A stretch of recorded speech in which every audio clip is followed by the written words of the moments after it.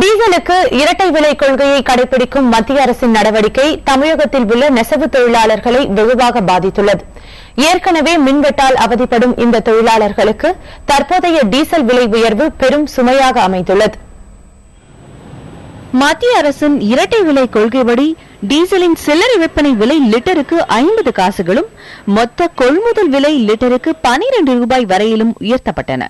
இந்த விலை உயர்வு காரணமாக டீசலை மொத்தமாக கொள்முதல் செய்து வந்த கோவை மாவட்டம் மேட்டுப்பாளையம் பகுதியை சேர்ந்த நூற்பாலைகளில் நூல் விலை அதிகரித்துள்ளது.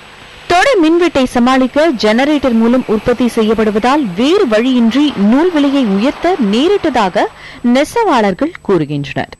இப்போ இந்த டீசல் விலையெல்லாம் ஜாஸ்தி ஆயிட்டு இருக்கு. அதனால இந்த பாவு ட்விஸ்ட் பண்ற ஜெனரேட்டர் போடுறதுக்கு மற்ற நூல் இது எல்லாம் வர காட்டுறதுக்கும் சிரமம்.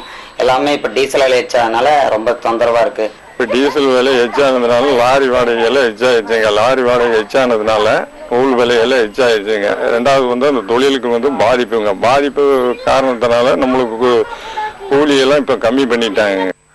நூலின் விலை கிலோவுக்கு 5 ரூபாய் முதல் 8 ரூபாய் வரை அதிகரிக்கப்பட்டிருப்பது மேட்டுப்பாளையம் பகுதியில் உள்ள சுமார் 5000 கைத்தறி நெசவாளர்களை பாதித்திருக்கிறது.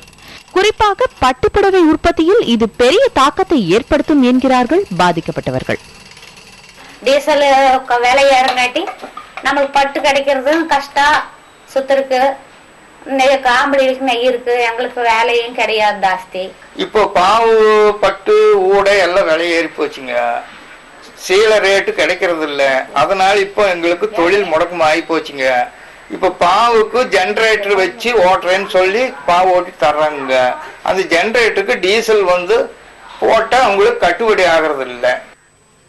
கடந்த மாதம் விலையை உயர்த்தியதோடு மட்டுமின்றி இனி மாதந்தோறும் டீசல் விலையை அதிகரிக்க மத்திய அரசு அனுமதி வழங்கியிருப்பதால் தங்களது தொழில் மேலும் பாதிக்கப்படும் என்கிறார்கள் நெசவாளர்கள். எனவே டீசல் விலை உயர்வை திரும்ப பெற வலியுறுத்தியுள்ள அவர்கள் டீசலுக்கு இரட்டை விலையை நிர்ணயிக்கும் முறையை ரத்து செய்ய வேண்டும் என கோரிக்கை விடுத்துள்ளனர். புதிய தலைமுறைக்காக செய்தியாளர் குழுவுடன் முருகப்பெருமாள் மற்றும் பிரியா பிரின்ஸ்.